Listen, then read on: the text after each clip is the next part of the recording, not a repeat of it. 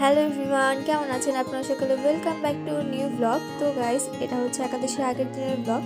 তো আমরা একাদশীর জন্য আগের দিন হচ্ছে নিরামিষ খাই। তো মা এখানে করলা ভাজি করে নিচ্ছে আলু দিয়ে, আর এখানে ফুলকপি সিম কেটে রেখেছে। তো এগুলো দিয়ে তরকারি রান্না করা হবে। তো এখানে মা ফুলকপি আর আলুগুলো ভেজে নিচ্ছে। তো এগুলো ভাজার পর এখানে আবার সিম দেওয়া হবে। তো মা এখানে ভালো করে হলুদ দিয়ে ভেজে নিচ্ছে, আর এখন সিম দেওয়া হয়েছে।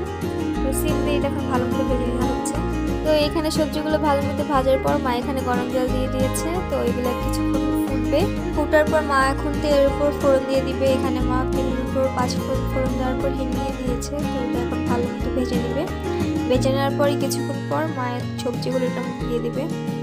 আর এই হিংটা কিছুদিন আগেই আনা হয়েছে আমরা বাসায়। তো মা এখানে সবজিগুলো দিয়ে দিচ্ছে। এখন কিছুক্ষণ নাড়ানোর পর সবজি নামাই ফেলবে।